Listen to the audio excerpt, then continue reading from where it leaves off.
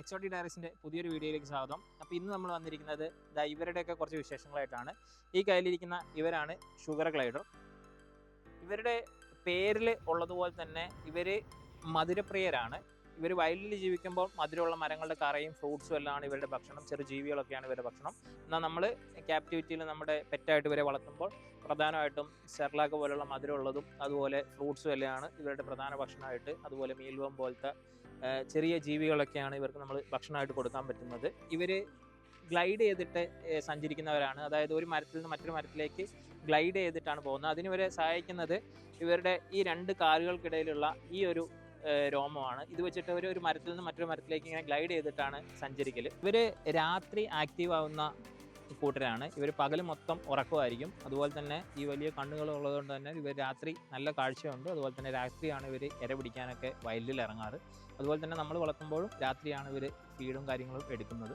Sugar ഗ്ലൈഡറിനെ പെറ്റായിട്ട് തിരഞ്ഞെടുക്കാൻ ഉദ്ദേശിക്കുന്നുണ്ടെങ്കിൽ വളരെ ചെറിയ പ്രായത്തിൽ വരെ വാങ്ങാൻ വേണ്ടി ശ്രദ്ധിക്കണം. അതായത് ഇവരെ ചെറുപ്പത്തിലെ ടൈം ചെയ്തെടുത്തെങ്കിൽ മാത്രമേ ഇതുപോലെ കടിയൊന്നും കൊള്ളാതെ നല്ല പെറ്റായിട്ട് കൊണ്ടുനടക്കാൻ പറ്റുള്ളൂ. അല്ലെങ്കിൽ നല്ല കടി കിട്ടും. ഇവരെ നമുക്ക് വളർത്താൻ വളരെ എളുപ്പമാണ്. അതിനുള്ള പ്രധാനപ്പെട്ട കാരണം ഇവരെ ബ്രീഡിങ്ങിനൊക്കെ നമുക്ക് ഒരുപാട് ബുദ്ധിമുട്ടില്ല. കാരണം ഒരു പെയറായിട്ട് നമ്മൾ ഇവരെ ഇടുകയാണെങ്കിൽ ഇവർ സ്വന്തം ബ്രീഡായിക്കോളും. അതുപോലെ തന്നെ കുഞ്ഞുങ്ങൾ ഇവരുടെ നമ്മൾ കങ്കാരുക്കളെ പോലെ തന്നെ ഒരു പൗച്ചുണ്ട്. ആ സഞ്ചിക്കുള്ളിൽ കിടന്നാണ് കുഞ്ഞു വളർന്ന് പൂർണ്ണ ആ ഒരു കുഞ്ഞിൻ്റെ രൂപത്തിലേക്ക് എത്തി പുറത്തോട്ട് ഇറങ്ങുന്നത്.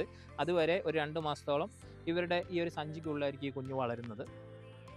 നമ്മൾ ഇവർക്ക് കേജ് നമ്മൾ വളർത്തുമ്പോൾ റെഡിയാക്കുമ്പോൾ ഇവർക്ക് ഹൈഡ് ചെയ്തിരിക്കാൻ, അതായത് ഒളിച്ചിരിക്കാൻ ചെറിയ പൗച്ചുകളോ അല്ലെങ്കിൽ ചെറിയ ബോക്സുകളോ ഒക്കെ ഹൈഡിങ് സ്പേസ് ആയിട്ട് സെറ്റ് ചെയ്ത് കൊടുക്കണം.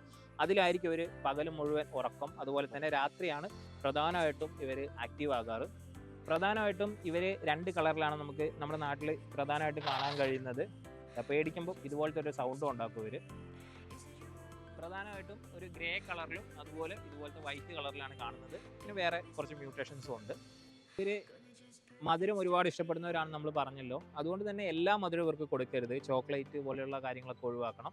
അതുപോലെ കഫീൻ കണ്ടൻറ്റ് അടങ്ങിയ കാര്യങ്ങൾ, അതുപോലെ ഉപ്പ്, ഈ പാലിൻ്റെ ഉൽപ്പന്നങ്ങളൊന്നും ഇവർക്ക് കൊടുക്കരുത്. അതെല്ലാം ഇവർക്ക് ദോഷം ചെയ്യും. അപ്പോൾ അടുത്ത വീഡിയോയിൽ ഇതുപോലെ വ്യത്യസ്തമായ എക്സോട്ടിക് പെറ്റ്സിൻ്റെ വിശേഷങ്ങളായിട്ട് വീണ്ടും കാണാം. ബൈ.